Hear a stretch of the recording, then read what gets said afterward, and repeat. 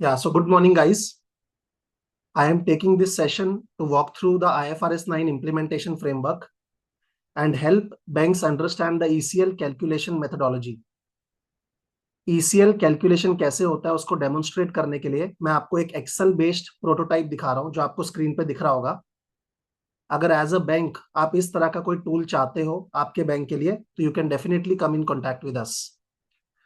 Now यहाँ पे मैंने एग्जाम्पल क्या लिया है, मैंने एक लोन का एग्जाम्पल लिया है। तो बैंक ने एक कस्टमर को लोन दिया था, मॉर्गेज लोन दिया था 1 साल पहले 1 लाख रुपए का, राइट। एंड हम सबको पता है कि मॉर्गेज लोन्स आर कोलैटरलाइज्ड, मतलब उसके अगेंस्ट आप कोलैटरल भी लेते हो। तो आपने सपोज कोलैटरल लिया था 60,000 का, ये 75,000 क्या बताऊंगा। आपने सपोज 1 साल पहले कोलैटरल लिया था 60,000 का और आपने 1 लाख का लोन दिया था at an interest rate of 12%, right. 12% पे आपने एक कस्टमर को लोन दिया था 1 साल पहले 1 लाख का अगेंस्ट अ कोलैटरल ऑफ 60,000 और वो लोन का ड्यूरेशन था 120 मंथ्स। 120 मंथ्स बोल लो या 10 ईयर्स बोल लो, राइट, या 40 क्वार्टर्स बोल लो। 120 मंथ्स, 10 ईयर्स, 40 क्वार्टर्स। नाउ जब आपने इस कस्टमर को लोन दिया होगा तब आपने ऑब्वियसली इस कस्टमर का क्रेडिट वर्दीनेस इवैल्यूएट किया होगा। कस्टमर का क्रेडिट वर्दीनेस इवैल्यूएट करने के लिए आप कस्टमर के क्रेडिट स्कोर निकालते हो या आप एक कस्टमर को कोई रेटिंग ग्रेड असाइन करते हो, राइट। तो हर एक बैंक के अंदर एक मास्टर रेटिंग स्केल रहता है जिसके बेसिस पे आप कस्टमर को रेटिंग ग्रेड असाइन करते हो। जैसे यहाँ पे आपको दिख रहा होगा ग्रेड 1 टू ग्रेड 9। 1 आपका बेस्ट ग्रेड है और 9 आपका वर्स्ट ग्रेड है।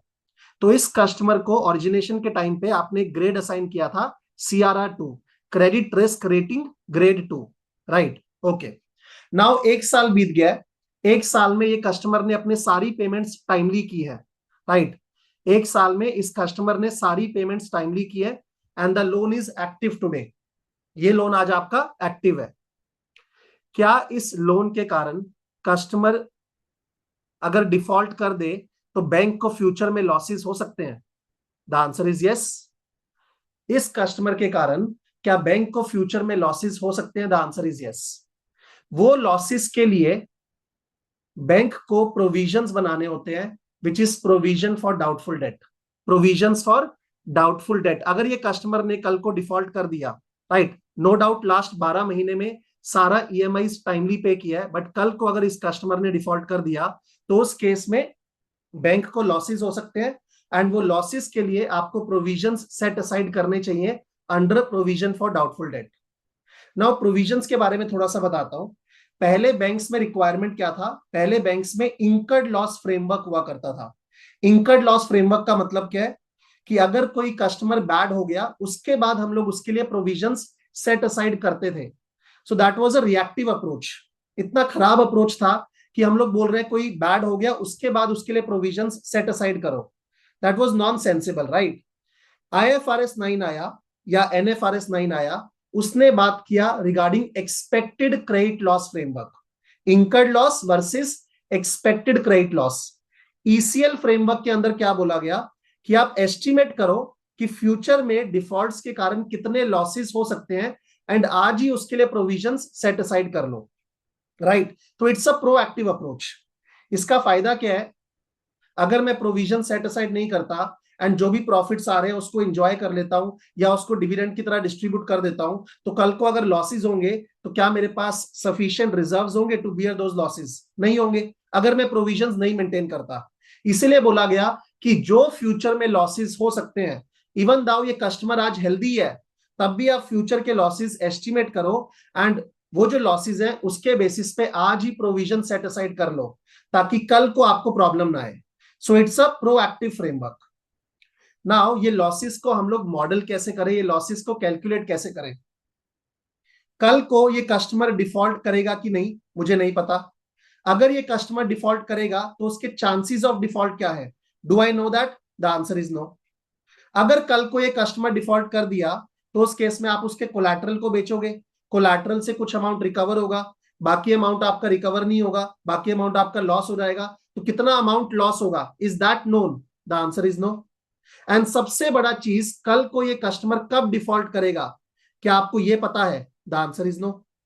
तो इस कस्टमर के डिफॉल्ट के चांसेस क्या है? That is unknown.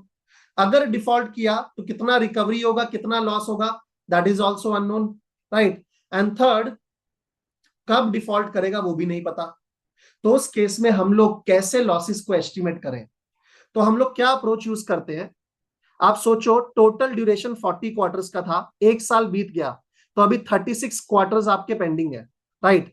तो मैं ऐसा एज्यूम करूंगा कि ये कस्टमर या तो आने वाले फर्स्ट क्वार्टर में डिफॉल्ट करेगा, या तो आने वाले सेकंड क्वार्टर में डिफॉल्ट करेगा, या थर्ड क्वार्टर में डिफॉल्ट करेगा, या फिफ्थ क्वार्टर में, या 10th क्वार्टर में, या 20th क्वार्टर में, एंड सो ऑन। तो मेरे पास 36 क्वार्टर्स हैं। मैं ऐसा एज्यूम करूंगा कि ये कस्टमर किसी भी एक क्वार्टर में डिफॉल्ट कर सकता है, या तो फर्स्ट क्वार्टर में, या सेकंड क्वार्टर में, या थर्ड क्वार्टर में, या फोर्थ क्वार्टर में, ऐसे करके, या 36 क्वार्टर में। एंड जब भी वो डिफॉल्ट करेगा, राइट, अगर वो फर्स्ट क्वार्टर में डिफॉल्ट किया तो मेरे लॉसेस कितने होंगे वो एस्टिमेट करना है। अगर वो सेकंड क्वार्टर में डिफॉल्ट किया तो लॉसेस कितने होंगे वो एस्टिमेट करना है। अगर वो थर्ड क्वार्टर में डिफॉल्ट किया तो लॉसेस कितने होंगे वो एस्टिमेट करना है। नाउ लॉसेस कैसे एस्टिमेट करते हैं? बेसिकली उसके लिए आपको तीन कंपोनेंट्स को मॉडल करना होगा। तीन कंपोनेंट्स को, कौन कौन से? Probability of default, loss given default, exposure at default. Probability of default, loss given default, exposure at default. And अगर आप ये तीनों कंपोनेंट्स को मॉडल कर लोगे तो आपका expected loss for that quarter is simply probability of default into loss given default into exposure at default. ये तीन कंपोनेंट्स को आपको अलग अलग क्वार्टर्स के लिए मॉडल करना है। इसमें से ना एक कंपोनेंट आपको इजीली पता है, कौन सा? Exposure at default. क्योंकि आपके पास लोन का अमोर्टाइजेशन शेड्यूल है।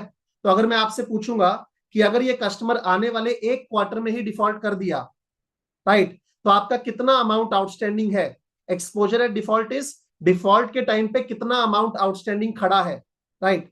तो क्या आपको वो पता होगा? यस, आप अमोर्टाइजेशन शेड्यूल को देख के मुझे बता सकते हो कि आपका कितना अमाउंट आउटस्टैंडिंग होगा। यहां पे आपको लेफ्ट हैंड साइड पे अमोर्टाइजेशन शेड्यूल दिख रहा होगा मंथ वाइज, क्योंकि हमारा मंथली ईएमआईज है। तो let me take the plot over here.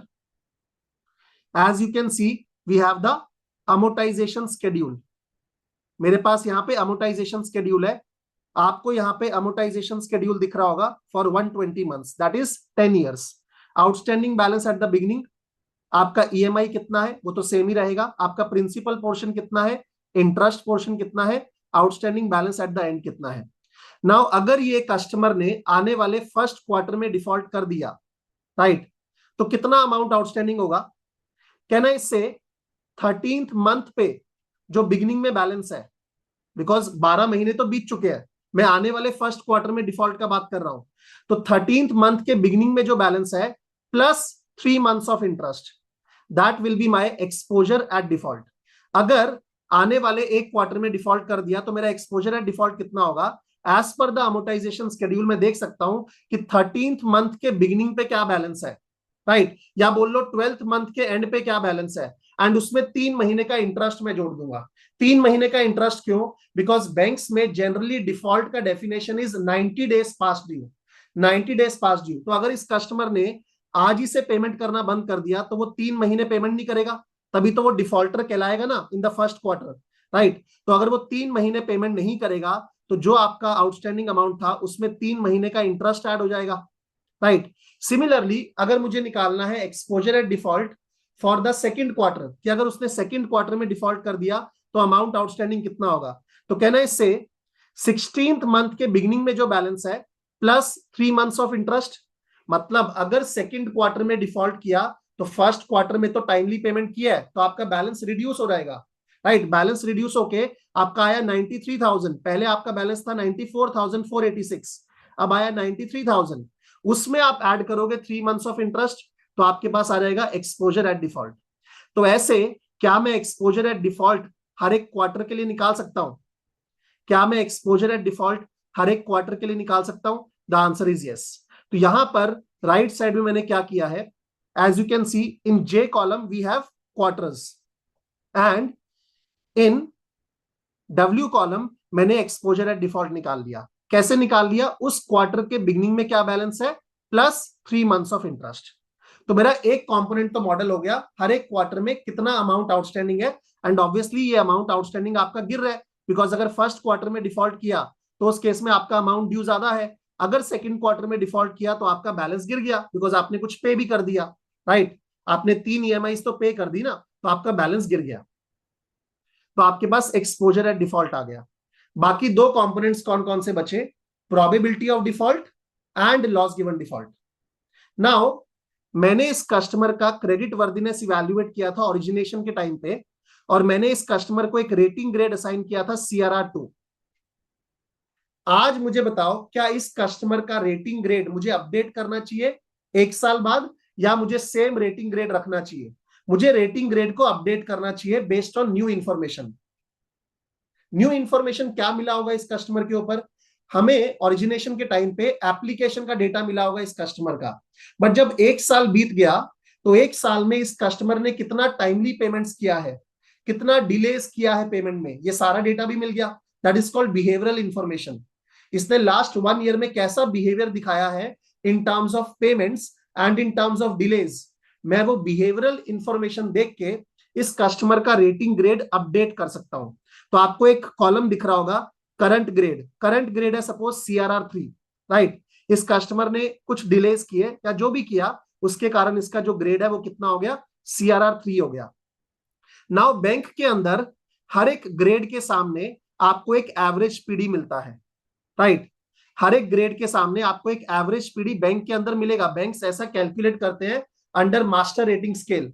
एक मास्टर रेटिंग स्केल सिस्टम होता है जिसमें हम लोग क्या देखते हैं कि हर एक रेटिंग ग्रेड के सामने on an average over a longer run what is the probability of default.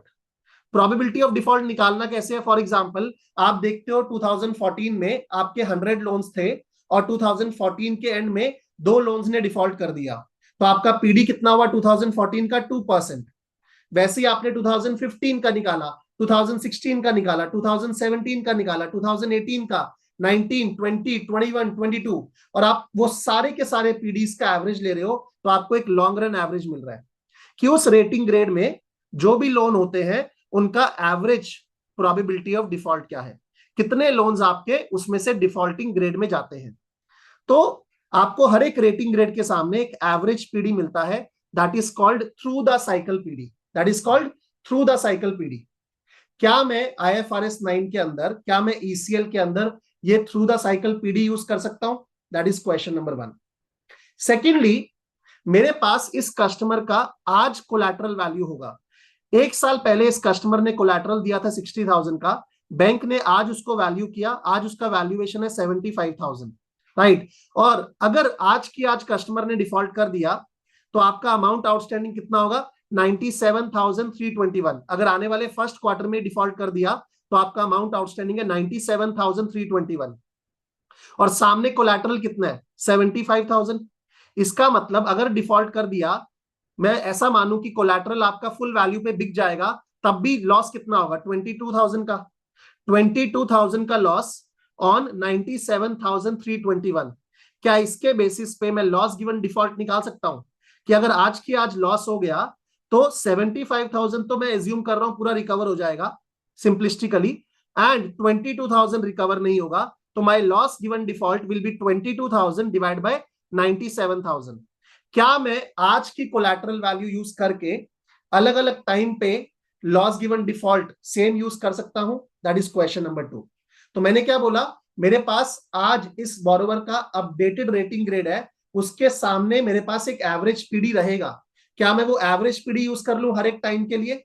And secondly, आज का ही कोलैटरल वैल्यू यूज करके मैं लॉस गिवन डिफॉल्ट एस्टिमेट कर लूं, एंड हर एक टाइम के लिए, हर एक क्वार्टर के लिए वो लॉस गिवन डिफॉल्ट यूज कर सकता हूं?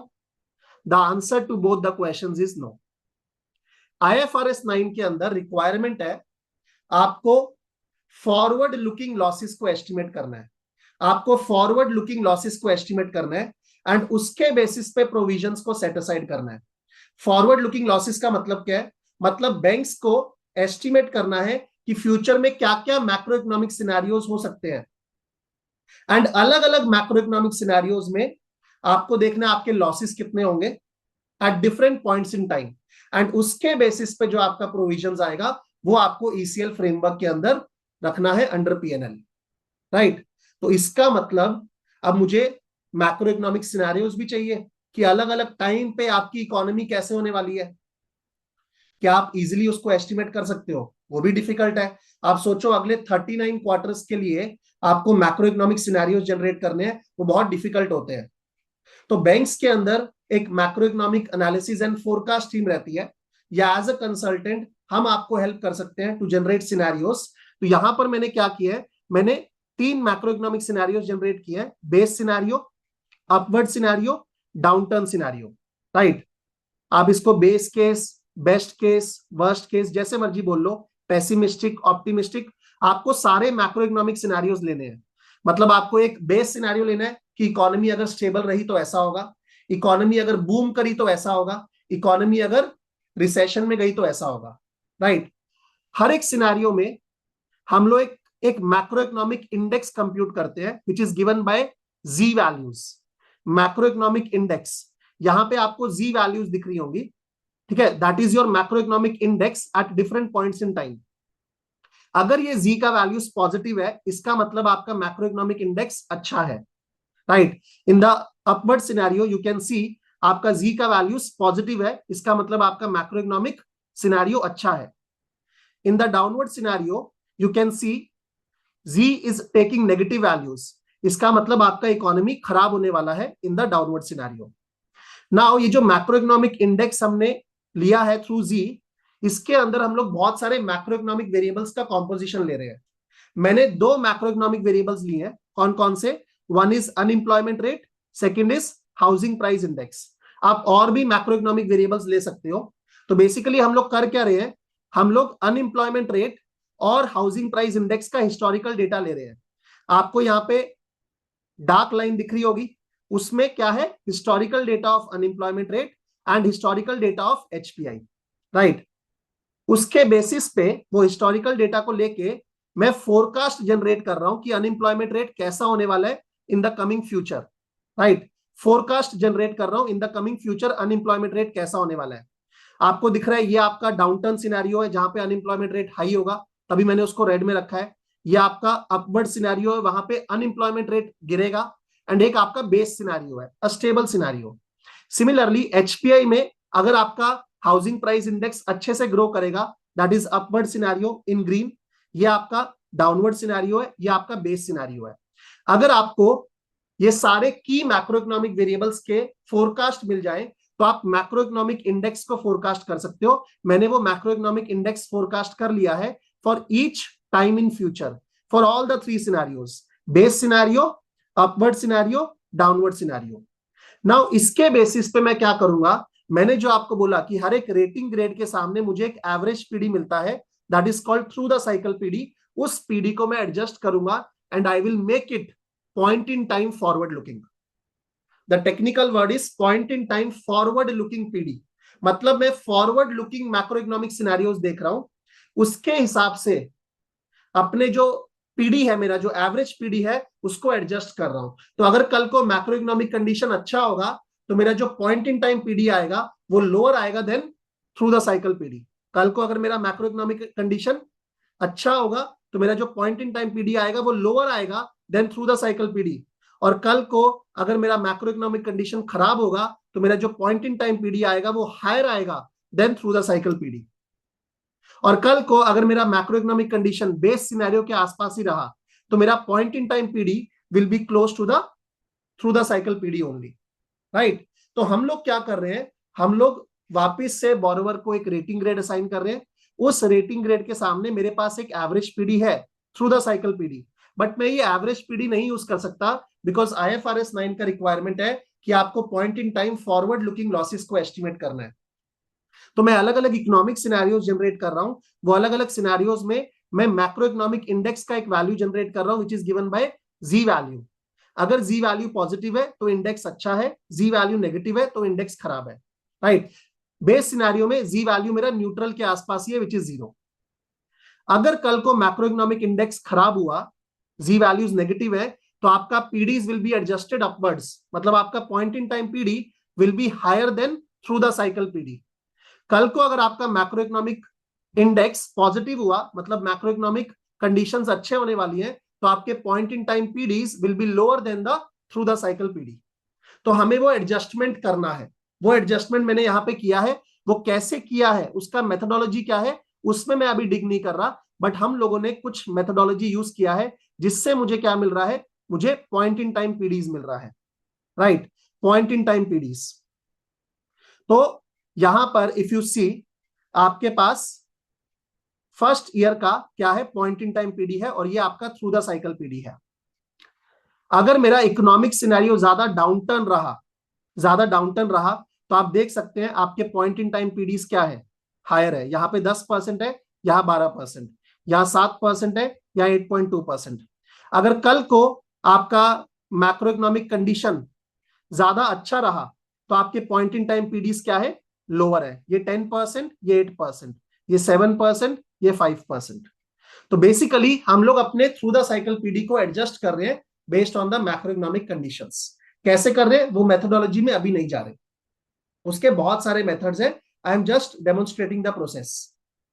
सेकेंडली, मेरे पास आज एक कोलैटरल का वैल्यू है, राइट। उसके अलावा मेरे पास हाउसिंग प्राइस इंडेक्स कैसे ग्रो करने वाला है, वो ग्रोथ रेट है अलग अलग सिनेरियोज में। क्या मैं ऐसा एज्यूम कर सकता हूं कि जिस तरह से पूरी मार्केट ग्रो करेगी उसी तरीके से मेरा कोलैटरल भी ग्रो करेगा, मतलब जो कोलैटरल इस लोन के अगेंस्ट मिला है उसी तरीके से वो कोलैटरल भी ग्रो करेगा। तो अब मुझे क्या करना है, बेसिकली मैं अलग अलग टाइम पे कोलैटरल को ग्रो करूंगा at different growth rates. For example, base scenario में मेरे पास अलग अलग टाइम पे किस तरह से इंडेक्स ग्रो करेगा वो ग्रोथ रेट है, ये मैंने ऑलरेडी एस्टिमेट किया हुआ है। ये एस्टिमेट कैसे करते हैं, you can use some time series models to get this growth rate. वो ग्रोथ रेट मैंने एस्टिमेट कर लिया अंडर द बेस सिनेरियो। उस ग्रोथ रेट को यूज करके क्या मैं अपने कोलैटरल को अलग अलग टाइम पे वैल्यू कर सकता हूं? ऑब्वियसली मेरा ग्रोथ रेट पॉजिटिव है तो मेरा कोलैटरल भी ग्रो करेगा, and but naturally base scenario में आपका जो कोलैटरल होता है वो ग्रो ही करता है, बिकॉज प्रॉपर्टी के दाम हमेशा बढ़ते हैं। तो मैं कोलैटरल का वैल्यू निकालूंगा, ठीक है, with a certain growth rate, how my collateral will grow over time. तो यहां पे मैंने सिंपल जो मेरा बिगिनिंग कोलैटरल का वैल्यू था इनटू 1 प्लस ग्रोथ रेट लेके कोलैटरल का वैल्यू निकाल लिया at the end of each period.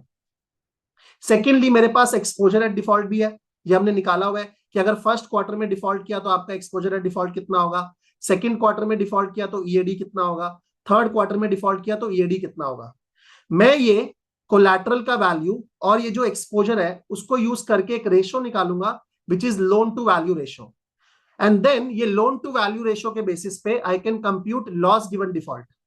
कैसे? आप सिंपलिस्टिक सिनेरियो सोचो, अगर मेरा लोन टू वैल्यू रेशो 100% है, मतलब 100 रुपीज का लोन आउटस्टैंडिंग है और 100 रुपीज का ही कोलैटरल है, तो अगर मैं कोई कॉस्ट वगैरह एज्यूम ना करूं तो बैंक का लॉस गिवन डिफॉल्ट कितना होगा? 0, बिकॉज 100 रुपए का अमाउंट आउटस्टैंडिंग है, राइट, और 100 रुपए का ही आपका क्या है, कोलैटरल का वैल्यू, तो लॉस गिवन डिफॉल्ट इज 0। ये तब सही है अगर मैं एज्यूम कर रहा हूं कोई कॉस्ट वगैरह नहीं है। एक्चुअल में बैंक्स में बहुत तरह के कॉस्ट भी होते हैं, रिकवरी कॉस्ट, कलेक्शन कॉस्ट। उसके अलावा आज अगर कस्टमर ने डिफॉल्ट किया तो क्या आप तुरंत उसके कोलैटरल को बेच पाओगे? नहीं, आप कोर्ट में जाओगे, कोर्ट जजमेंट पास करेगा, वो कोलैटरल को फिर आप बेचोगे, तो there is a time lag involve, 2-3 साल लगते हैं कोलैटरल को बेचने में। तो वहां पे बैंक का एक अपॉर्चुनिटी कॉस्ट भी है, टाइम वैल्यू ऑफ मनी का लॉस है। तो एक्चुअल में अगर आपका लोन टू वैल्यू रेशियो 100% है ना, तब आपका loss given default is not 0, right. Banks estimate करेंगे कौन से लोन टू वैल्यू रेशियो पे मेरा लॉस गिवन डिफॉल्ट 0 होता है। फॉर एग्जाम्पल 70%, तो अगर 100 रुपए का कोलैटरल है, 70 रुपए का लोन है, तो सपोज बैंक को कोई लॉस नहीं होता, राइट। तो my loss given default is 0 if my LTV is equal to 70%, क्योंकि 100 रुपए के कोलैटरल को बेचूंगा, कलेक्शन कॉस्ट को रिकवर करूंगा, टाइम के साथ बेचूंगा, तुरंत नहीं बिकेगा, वो सारी चीजें कंसिडर करके मुझे लगता है कि नेट नेट में 70 ही हाथ में आएगा और 70 का ही लोन है, तो my loss given default will be 0, right. तो लोन टू वैल्यू रेशियो को देख के मैं लॉस गिवन डिफॉल्ट को एस्टिमेट कर सकता हूं। कैसे? I can say my loss given default is simply my loan to value ratio minus 70%। ये 70% कैसे आया? बैंक ने इंटरनली एस्टिमेट किया होगा कि अगर लोन टू वैल्यू रेशियो 70% होता है तो उस केस में आपका 70 रुपए के आउटस्टैंडिंग के सामने 100 रुपए का कोलैटरल है, राइट। 70 का लोन, 100 का कोलैटरल, तब बैंक को कोई लॉस नहीं होता क्योंकि सारे कॉस्ट भी रिकवर हो जाते हैं, एंड जो टाइम लैग के साथ रिकवरी मिल रही है वो टाइम वैल्यू ऑफ मनी भी रिकवर हो जाता है। तो वो 30 रुपया वो सारे कॉस्ट और टाइम वैल्यू ऑफ मनी को कंपनसेट करने के लिए है। तो आई एम सिंपली सेइंग जो भी आपका लोन टू वैल्यू रेशियो है -70% is your loss given default. तो कल को अगर आपका लोन टू वैल्यू रेशियो 80% है, मतलब 100 का कोलैटरल, सामने 80 का लोन आउटस्टैंडिंग, तब आपका लॉस कितना होगा? 10% का। कल को अगर आपका लोन टू वैल्यू रेशियो 100% है, तो उस केस में आपका लॉस होगा 30% का। राइट? तो इस तरह से एक फॉर्मूला बनाया हुआ है, LGD is equal to X minus 70%, जहां पे मेरा एक्स क्या है? Loan to value ratio. Now loan to value ratio estimate कैसे करें? आपके पास आउटस्टैंडिंग अमाउंट है, लोन अमाउंट कितना आउटस्टैंडिंग है, अगर डिफॉल्ट हो गया वो आपके पास है, आपने एक्सपोजर एट डिफॉल्ट कंप्यूट किया हुआ है। क्या आपके पास कोलैटरल का वैल्यू है? यस, आपके पास कोलैटरल का वैल्यू भी है, आपने ग्रोथ रेट एज्यूम करके कोलैटरल का वैल्यू निकाला है हर एक पीरियड एंड में। बट क्या आपका कोलैटरल इस दाम पे ही बिकेगा? नहीं। जब भी बैंक मार्केट में कोलैटरल को बेचने जाएगा, because real estate is illiquid, तो वो आपका थोड़ा कम दाम पे बिकेगा। There will be some haircut applied to it. मैंने एज्यूम किया जितना भी मेरा कोलैटरल का वैल्यू आया वो बिकेगा आपका 20% लोअर पे। राइट? मेरा जो भी कोलैटरल का वैल्यू है वो बिकेगा उसके 20% लोअर पे। So 20% is my haircut. Now 20% haircut है या 30% है, वो बैंक्स इंटरनली एस्टिमेट करेंगे। But there will be some haircuts, because collateral को आप तुरंत नहीं बेच सकते, और अगर तुरंत बेचने जाओगे तो उस केस में वो खराब दामों पे बिकेगा, because real estate is illiquid. Right? तो यहां पे मैंने सेल प्राइस निकाल लिया अगेंस्ट ईच कोलैटरल वैल्यू, मेरा एक्चुअल सेल प्राइस कितना होगा, and my sale price will be 20% lower. That is I will be able to recover only 80% of the collateral value.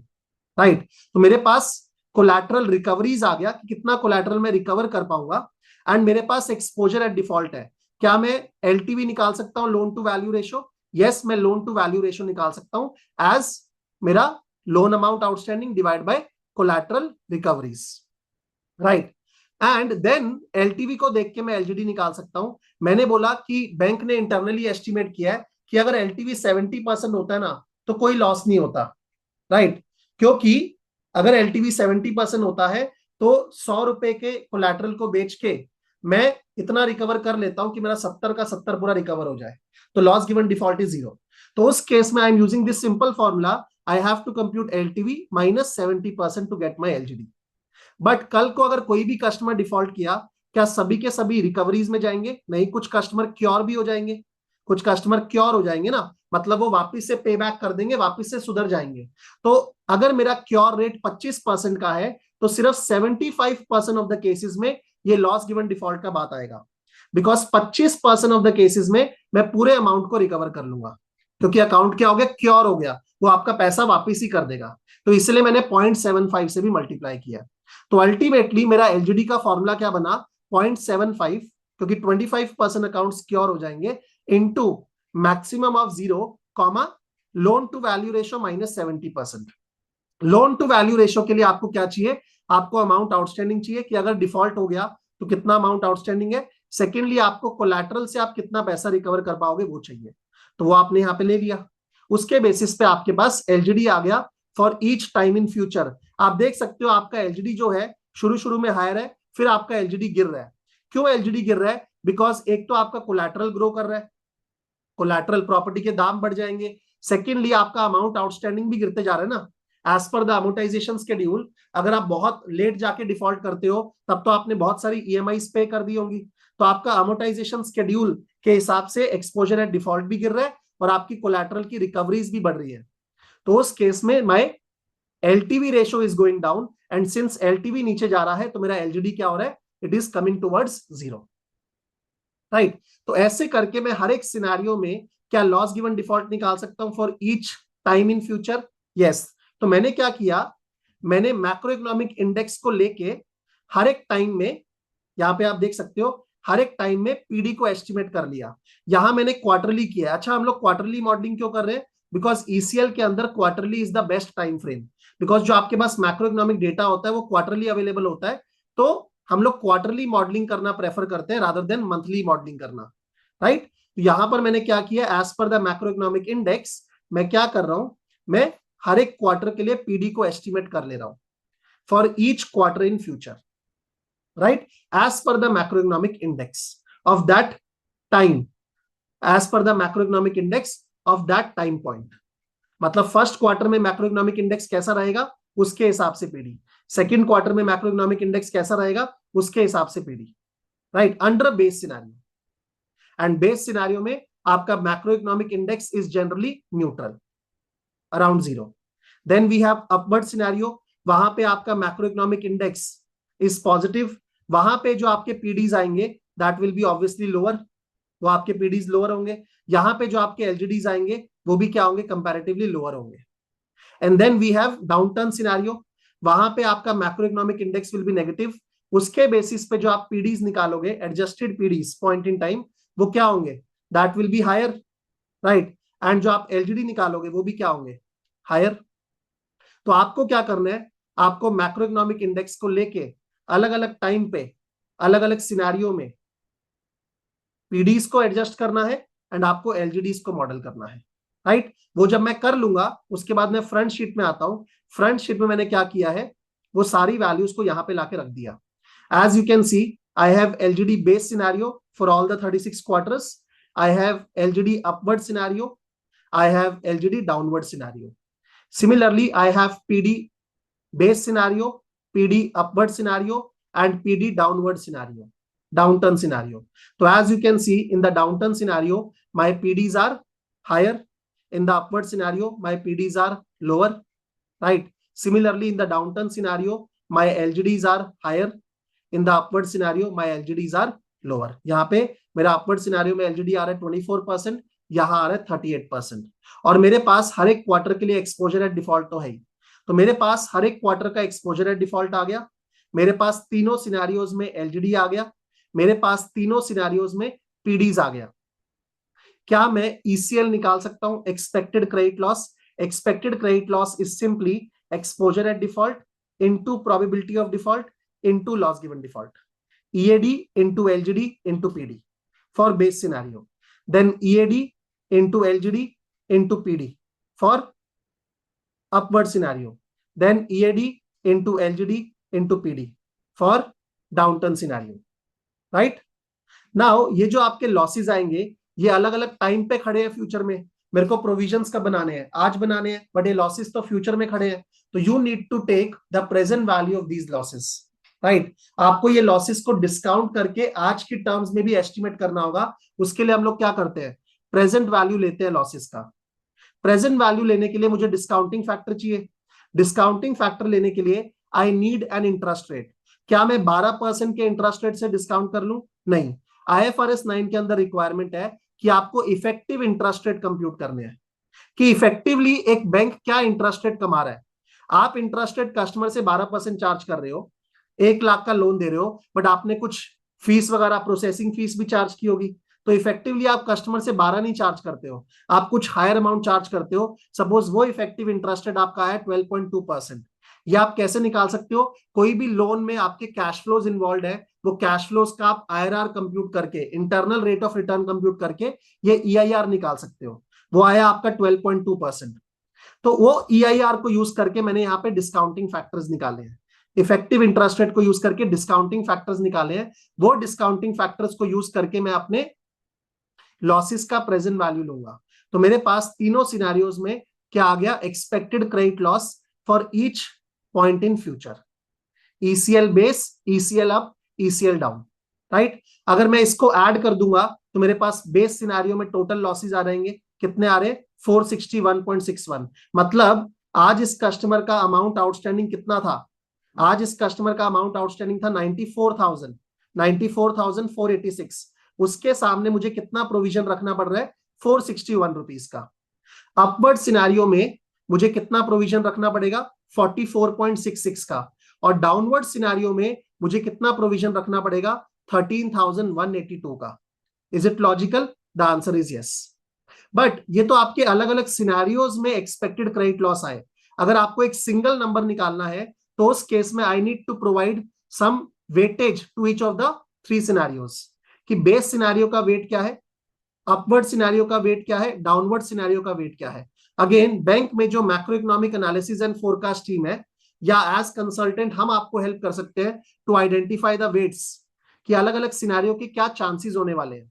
अगर आपके पास अलग अलग सिनेरियो के वेट्स आ गए तो उस केस में by simply multiplying these ECL with these weightages you can find out weighted ECL. तो यहां पर मैंने वो वेटेड ईसीएल निकाला है एंड वेटेड ईसीएल को अगर मैं ऐड करूंगा तो मेरा ईसीएल कितना आ रहा है 4069। 4069 मतलब after considering these waits for this customer which has an amount outstanding of around 94,000 today, I need to keep a provision of 4,069। इतना प्रोविजन मुझे रखना पड़ेगा, ठीक है। अराउंड 5% या 4.8% जो भी आएगा वो आप निकाल सकते हो यहां पर, equal to this divide by this amount outstanding 4.93%। इतना प्रोविजन आपको इस कस्टमर के लिए रखना पड़ेगा। तो हम लोगों ने क्या किया, हम लोगों ने एक कस्टमर लिया जो कि 1 साल पहले ओरिजिनेट हुआ था, आज उसका एक सर्टेन अमाउंट आउटस्टैंडिंग है। फ्यूचर में एक कस्टमर डिफॉल्ट कर सकता है, उसके कारण बैंक को लॉसेस हो सकते हैं, वो लॉसेस आपको एस्टिमेट करना है, उसके लिए आपको प्रोविजन सेट असाइड करना है। नाउ ये कस्टमर के डिफॉल्ट के चांसेस क्या है वो आपको नहीं पता। ये कस्टमर अगर डिफॉल्ट करेगा तो कितना अमाउंट लॉस होगा, कितना रिकवरीज होगा वो नहीं पता। ये कस्टमर कब डिफॉल्ट करेगा वो नहीं पता। तो हम लोगों ने एज्यूम किया कि ये कस्टमर आने वाले फर्स्ट क्वार्टर में डिफॉल्ट कर सकता है, या सेकंड क्वार्टर में, या थर्ड क्वार्टर में, या फोर्थ क्वार्टर में, ऐसे कभी भी 36 क्वार्टर्स में वो डिफॉल्ट कर सकता है। अगर वो डिफॉल्ट किया तो उसका अमाउंट आउटस्टैंडिंग कितना होगा, उस क्वार्टर के बिगिनिंग का balance plus 3 months of interest. तो मेरे पास हर एक क्वार्टर का एक्सपोजर एट डिफॉल्ट आ जाएगा कि अगर फर्स्ट क्वार्टर में डिफॉल्ट किया तो अमाउंट आउटस्टैंडिंग कितना है, अगर सेकंड क्वार्टर में डिफॉल्ट किया तो अमाउंट आउटस्टैंडिंग कितना है। अब मुझे क्या चाहिए, मुझे उस कस्टमर का प्रोबेबिलिटी ऑफ डिफॉल्ट भी चाहिए, लॉस गिवन डिफॉल्ट भी चाहिए। तो मैंने इस कस्टमर का रेटिंग अपडेट किया था, वो अपडेटेड रेटिंग के हिसाब से मेरे पास उस कस्टमर का एवरेज पीडी है, बट मैं average through the cycle PD नहीं यूज कर सकता, बिकॉज आईएफआरएस 9 का रिक्वायरमेंट है कि आपको forward looking macro economic scenarios को कंसीडर करके अपने point in time PD and point in time losses को कंप्यूट करना है। तो उस केस में मैंने अलग अलग मैक्रो इकोनॉमिक सिनेरियोस लिए, base scenario, upward scenario, downturn scenario. हर एक सिनेरियो में मैं मैक्रो इकोनॉमिक इंडेक्स लेके चल रहा हूं which is given by G value. G value अगर न्यूट्रल है तो इसका मतलब मेरा macro economic scenario is base. G values अगर पॉजिटिव है तो इसका मतलब macro economic index is good, मेरा मैक्रो इकोनॉमिक सिनेरियो अपवर्ड है, अपटर्न है, राइट। और अगर मेरा जी वैल्यूज नेगेटिव है इसका मतलब इकोनॉमी खराब होने वाली है, right. My macro economic index is bad. अलग अलग सिनेरियोज में जो भी आपका मैक्रो इकोनॉमिक इंडेक्स का वैल्यू आएगा for each time in future, right, for each time in future, उसके बेसिस पे आप अपने एवरेज पीडी को एडजस्ट करोगे to compute something called as point in time PD. तो यहां पर मैंने वो point in time PD compute किया है अलग अलग टाइम के लिए। अच्छा, ये सिनेरियोस का ना एक नेचर होता है, अगर आप ध्यान से देखोगे क्या नेचर है। पहले तो आपका अनएम्प्लॉयमेंट रेट बढ़ेगा, right. For example in the downturn scenario पहले आपका अनएम्प्लॉयमेंट रेट बढ़ेगा, then it will come to normal. Similarly in the upward scenario पहले आपका अनएम्प्लॉयमेंट रेट गिरेगा, then it will come to normal. तो ओवर द लॉन्गर रन वो आपका base के आसपास ही आ जाएगा, वो नेचर आपके सिनेरियोज में रहता है, राइट। उस तरीके से ही आपको सिनेरियोज डिजाइन किए, मैंने भी उस तरीके से डिजाइन किया as you can see in the plot.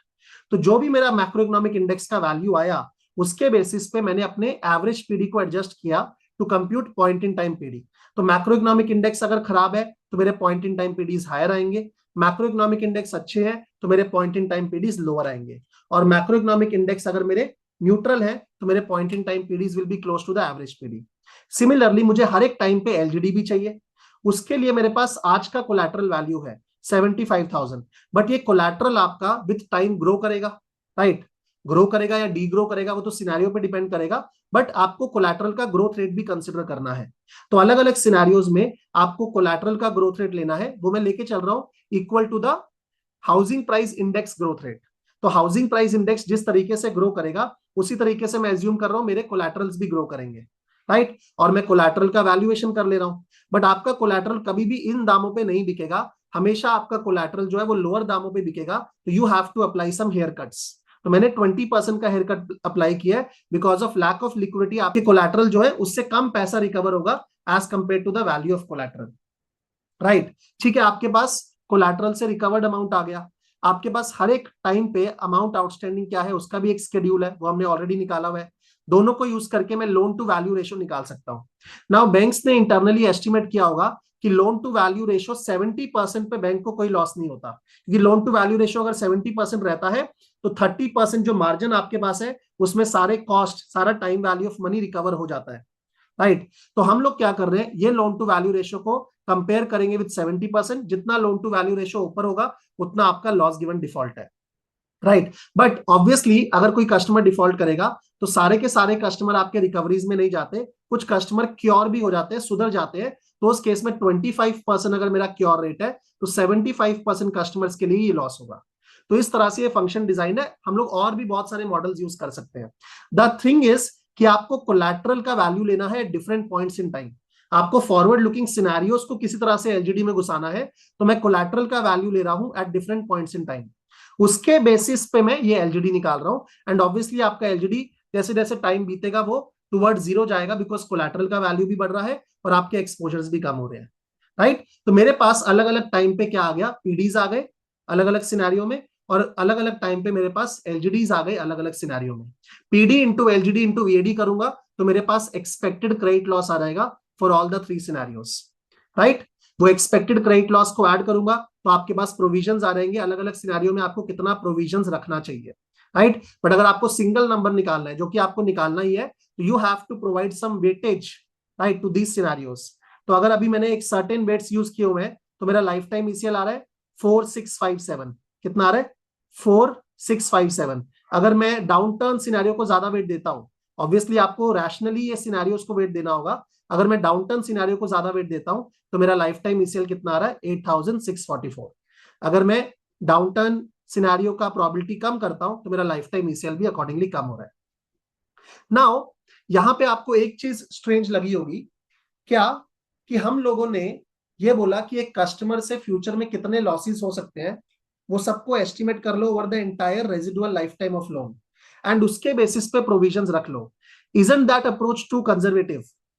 मैं बोल रहा हूं लाइफ टाइम में कभी भी लॉस हो सकता है, उसको एस्टिमेट करो, and over the entire life time कितना लॉस हो सकता है उसके बेसिस पे आज ही प्रोविजंस रख लो।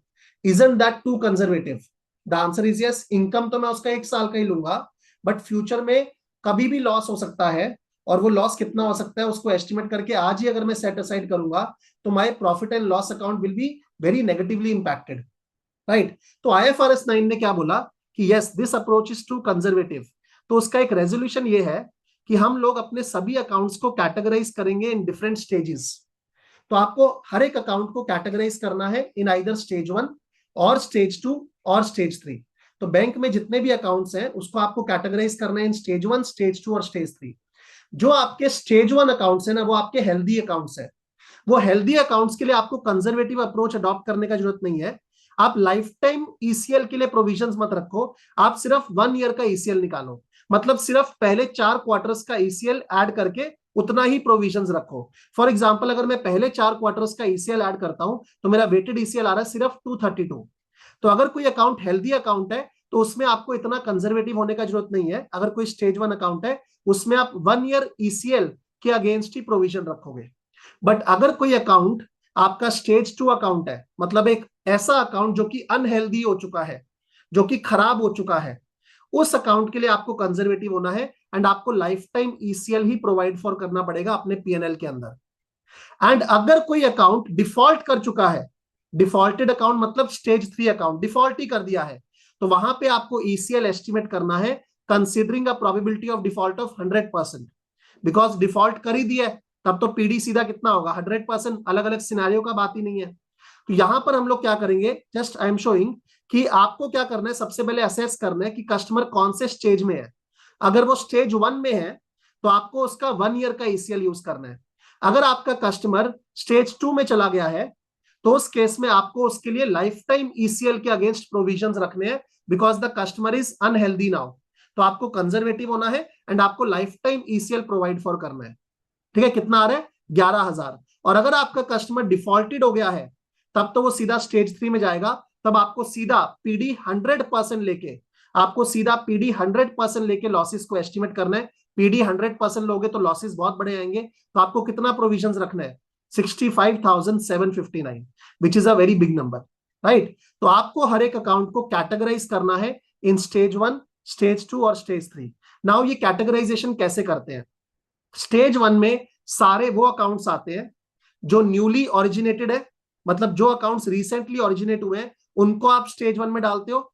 एंड सेकेंडली वो अकाउंट्स जिनमें credit risk is very low, credit risk is very low. For example, ये अकाउंट जब 1 साल पहले ओरिजिनेट हुआ होगा तब तो वो न्यूली ओरिजिनेटेड था, तब तो वो स्टेज 1 में गया ही होगा। आज 1 साल बाद मैं चेक करूंगा इस अकाउंट का 1 ईयर पीडी कितना है, 1 ईयर पीडी कितना है। तो इस अकाउंट का अगर रेटिंग ग्रेड CRR 3 है तो 1 ईयर पीडी है 0.522%। सपोज बैंक के अंदर थ्रेशोल्ड है, क्या थ्रेशोल्ड है? 0.3% का एक थ्रेशोल्ड है कि अगर आपका पीडी 0.3% के नीचे है then the credit risk is very low, सीधा स्टेज 1 में डाल दो।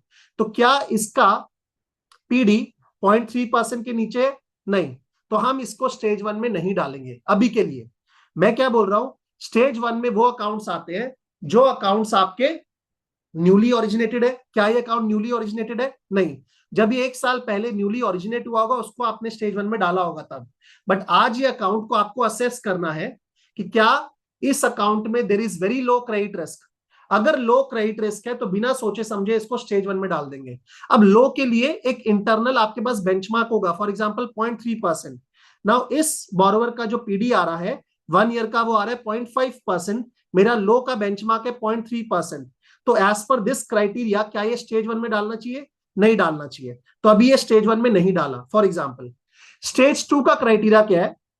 स्टेज 2 को हम लोग बोलते हैं सिकर, वो अकाउंट्स जिसमें there is a significant increase in credit risk, वो अकाउंट्स जिसमें there is a significant increase in credit risk, उसको आपको स्टेज 2 में डाल देना है। Now significant increase in credit risk हम लोग असेस कैसे करें? तो उसके लिए रेगुलेटर क्या बोलता है कि आप चेक कर लो ओरिजिनेशन के टाइम पे आपका पीडी कितना था और आज आपका पीडी कितना है। अगर आपका पीडी रिलेटिवली फॉर एग्जांपल 2 गुना से ज्यादा बढ़ गया है, अब ये 2 गुना लेना है या 3 गुना लेना है वो आप इंटरनली एस्टिमेट करो। बट अगर आपका पीडी बहुत ज्यादा बढ़ गया है ओरिजिनेशन के टाइम पे, अगर मैं 9 ईयर का मेच्योरिटी ही मानता तो पीडी कितना आता, आज के दिन आपका पीडी कितना आ रहा है? अगर वो पीडी आपका डबल से ज्यादा बढ़ गया है तो उसको हम लोग significant increase in credit risk मान लेंगे। क्या यहाँ पे आपका पीडी डबल से ज्यादा बढ़ा है? नहीं, 16 से 23 हुआ है, तो इसको हम लोग significant increase in credit risk नहीं मानेंगे। दूसरा क्राइटेरिया क्या हो सकता है? अगर आपका रेटिंग ग्रेड एक सर्टेन नॉच के नीचे चला गया है, right, for example rating grade 6 या उसके नीचे चला जाता है, तब हम आपको significant increase in credit risk मान लेंगे। क्या मेरा रेटिंग ग्रेड इस सर्टेन रेटिंग ग्रेड के नीचे गया है? क्या इस थ्रेशोल्ड के नीचे गया है? The answer is no. तो उसके हिसाब से भी ये स्टेज 2 में नहीं गया, तो मतलब there is no significant increase in credit risk. तो अगर कोई significant increase in credit risk नहीं है तो ये स्टेज 1 में ही पड़ा रहेगा, राइट। एंड अगर इस अकाउंट का रेटिंग ग्रेड आपका 9 हो गया, मतलब डिफॉल्टेड ही हो गया, तब तो वो सीधा आपका स्टेज 3 में जाएगा ही। वापिस से मैं क्या बोल रहा हूं, आपको इस बोरोवर का आज रेटिंग ग्रेड निकालना है। आपने इस बोरोवर को वापिस से इवैल्यूएट किया होगा बेस्ड ऑन बिहेवियरल इंफॉर्मेशन और आपने रेटिंग को अपडेट किया होगा। नाउ मुझे इस अकाउंट को कैटेगराइज करना है आइदर इन स्टेज 1 और स्टेज 2 और स्टेज 3। तो मैं कैसे कैटेगराइज करूंगा? मैं बोलूंगा सभी न्यूली ओरिजिनेटेड अकाउंट स्टेज 1 में जाएंगे, तो ये आपका न्यूली ओरिजिनेटेड नहीं है। फिर आपको चेक करना है कि क्या आपके अकाउंट में there is very low credit risk, क्या आपका क्रेडिट रिस्क बहुत लो है। अगर आपका क्रेडिट रिस्क बहुत लो है तो बिना सोचे समझे उसको स्टेज 1 में डाल दो। लो का बेंचमार्क मैंने सपोज लिया 0.3%, बट मेरा इस रेटिंग ग्रेड के लिए 1 ईयर पीडी आ रहा है 0.8%। क्या वो थ्रेशोल्ड के नीचे है? लो थ्रेशोल्ड के नीचे है? The answer is no. उसके हिसाब से वो स्टेज 1 में नहीं जाएगा। अगर वो स्टेज 1 में नहीं गया तो मुझे चेक करना है क्या इस बोरोवर में significant increase in credit risk है। Significant increase in credit risk के लिए आपको इंटरनली कुछ गाइडलाइंस एस्टैब्लिश करनी होंगी। जैसे मैंने क्या किया, मैंने देखा कि ओरिजिनेशन के टाइम पे पीडी कितना था over the entire life time और आज पीडी कितना है over the entire life time. अगर वो पीडी 2 गुना से ज्यादा बढ़ गया है तो मैं significant increase in credit risk मान लूंगा, या अगर रेटिंग ग्रेड 6 या उसके नीचे चला गया तो मैं significant increase in credit risk मान लूंगा। तो अगर दोनों में से कोई भी क्राइटेरिया मैच हो गया तो आप significant increase in credit risk लेके चलोगे।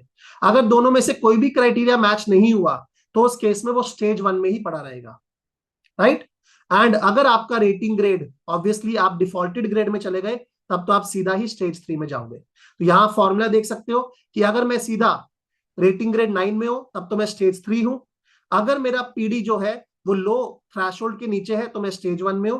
अदरवाइज मैं चेक करूंगा क्या रिलेटिवली मेरा पीडी 2 गुना से ज्यादा बड़ा है या मेरा जो रेटिंग है वो थ्रेशोल्ड के नीचे चला गया है, तो उस केस में स्टेज 2, अदरवाइज स्टेज 1 में ही पड़ा रहेगा। तो इस तरह से मैं स्टेजिंग क्लासिफिकेशन करूंगा। इसका फायदा क्या है, अगर कोई स्टेज 1 में ही है तो उसके लिए आपको प्रोविजंस बनाना है for 1 year ECL, not life time ECL. आपको कंजर्वेटिव होने का जरूरत नहीं है। अगर कोई स्टेज 2 में जा रहा है उसके लिए आपको ज्यादा प्रोविजंस रखने हैं, आपको कंजर्वेटिव होना है, आपको लाइफ टाइम ईसीएल के लिए प्रोवाइड फॉर करना है, राइट। और अगर कोई स्टेज 3 में जा रहा है तो ऑब्वियसली वहां पे आपको पीडी सीधा कंसिडर करना है कितना, 100% का, एंड उसमें आपका ईसीएल बहुत बड़ा आएगा, राइट। तो this was your ECL calculation. आप नीचे में डायग्राम्स देख सकते हो, आपको अलग अलग सिनेरियोज में, बेस सिनेरियो में, अप सिनेरियो में, डाउन सिनेरियो में यहाँ पे लॉसेस दिख रहे होंगे, राइट, इन दिस प्लॉट। ये लॉसेस आपको दिख रहे हैं। यहां मैंने क्यूमुलेटिव पीडीज को भी प्लॉट किया है कि अलग अलग रेटिंग ग्रेड के लिए बैंक इस तरह से क्यूमुलेटिव पीडीज को कंप्यूट करके रखता है given different macro economic scenarios and weightage to those macro economic scenarios. यहां पे आपको नीचे में डायग्राम दिख रहा होगा, this red plot is your base economy. मैं उस इकोनॉमी को शिफ्ट कर रहा हूं जी के बेसिस पे on the left hand side, मतलब इकोनॉमी खराब हो रही है। इकोनॉमी को शिफ्ट कर रहा हूं on the right hand side, मतलब इकोनॉमी अच्छी हो रही है या इकोनॉमी बेस के आसपास ही है। तो ये तीनों डायग्राम शो कर रहे हैं कि आपको अलग अलग सिनेरियो में इकोनॉमी को शिफ्ट करना है towards the good situation, towards the downturn scenario and towards the base scenario only, right. अच्छा, यहाँ पे मैंने कुछ लीवर्स यूज किए हैं, आप देख सकते हो अलग अलग सिनेरियो में। जैसे मैंने आपको दिखा दिया कि अगर आप डाउनटर्न का वेट बढ़ाओगे तो आपके ECLs accordingly will increase, right. Secondly, मैंने यहाँ पे कुछ हाइपोथेटिकल सिनेरियोस का भी प्रोविजन रखा है कि अगर मुझे इकोनॉमी को शिफ्ट करना है 0%, then my ECL will be equal to the baseline scenario. अगर मैं अपने इकोनॉमी को शिफ्ट करता हूं 20% on the positive side, right, तो आप देख सकते हो मेरा बेस सिनेरियो में ईसीएल ज्यादा आ रहा है, हाइपोथेटिकल सिनेरियो में ईसीएल लोअर आ रहा है। If I shift my economy 20% on the lower side, तो मेरा बेस सिनेरियो में ईसीएल कम आ रहा है 1 year as well as lifetime, and मेरा हाइपोथेटिकल सिनेरियो में ईसीएल ज्यादा आ रहा है, राइट। सो अलग अलग प्लॉट्स हम लोग बना सकते हैं टू डेमोन्स्ट्रेट कैसे ये जो पूरा टूल है वो मेरे पीडीज को कंप्यूट कर रहा है पॉइंट इन टाइम, एंड उसके बेसिस पे ईसीएल निकाल रहे हैं, जिसके बेसिस पे बैंक्स जो है प्रोविजंस मेंटेन करेंगे, राइट। यहां पर हमने बहुत सारे कंपोनेंट्स को मॉडल किया है। हम लोगों ने स्टेजिंग क्राइटेरिया समझा, हम लोगों ने पॉइंट इन टाइम पीडी निकालना सीखा, हम लोगों ने पॉइंट इन टाइम एलजीडी निकालना सीखा। अच्छा, जो मैं अलग अलग टाइम पे पीडीज को कंप्यूट कर रहा हूं उसको बोलते हैं पीडी टर्म स्ट्रक्चर। जो मैं अलग अलग टाइम पे एलजीडीज को कंप्यूट कर रहा हूं उसको बोलते हैं एलजीडी टर्म स्ट्रक्चर। तो मैंने पीडी टर्म स्ट्रक्चर निकाला, मैंने एलजीडी टर्म स्ट्रक्चर निकाला, मैंने इफेक्टिव इंटरेस्ट रेट निकाला, मैंने अलग अलग सिनेरियोस कंसिडर किए, वो सिनेरियो में मैक्रो इकोनॉमिक इंडेक्स को लिया, राइट। उसके अलावा मैं सिनेरियो को प्रोबेबिलिटीज असाइन कर रहा हूं, and ultimately I am computing 1 year ECL and life time ECL, right. आपके बैंक के हिसाब से अगर आपको कोई कस्टमाइज सॉल्यूशंस चाहिए तो you can definitely come in contact with अस, जहां पे आपके डेटा को देख के अलग अलग कंपोनेंट्स को हम लोग मॉडल कर सकते हैं, बिकॉज हर एक कंपोनेंट के लिए बहुत सारे मेथोडोलॉजीज अवेलेबल है। पीआईटी पीडी निकालने के बहुत मेथड्स हैं, पीआईटी एलजीडी निकालने के बहुत मेथड्स हैं, राइट। उसके अलावा आपके टर्म स्ट्रक्चर बनाने के बहुत मेथड्स हैं, मैक्रो इकोनॉमिक इंडेक्स को जनरेट करने के बहुत तरीके हैं, मैक्रो इकोनॉमिक इंडेक्स के बेसिस पे पीडी को एडजस्ट करने के बहुत तरीके हैं। तो आपके बैंक के पास क्या डेटा है उसके हिसाब से हम लोग मेथोडोलॉजी मिलके चूज कर सकते हैं। So if you want any guidance or customized solutions in that regard, you can definitely come in contact with us, right? So this was all from my side. I hope the session was useful. मैंने आपको पूरा framework समझाया कि कैसे हम लोग IFRS 9 को implement कर सकते हैं एंड कैसे एक्सपेक्टेड क्रेडिट लॉस को कैलकुलेट कर सकते हैं within a bank, right. If you want to come in contact with us, you can see the details in the thumbnail below, right? This calculation is only for one loan. अगर आपको पूरे portfolio के लिए करना है तो आपको हर एक लोन के लिए ऐसे मॉडल बनाना पड़ेगा। उसके लिए आपके पास इंजन होगा, वो सारे लोन्स का ईसीएल आके अल्टीमेटली ऐड होके आपका बैंक का ईसीएल निकलेगा, राइट। तो this is all from my side. Thank you very much.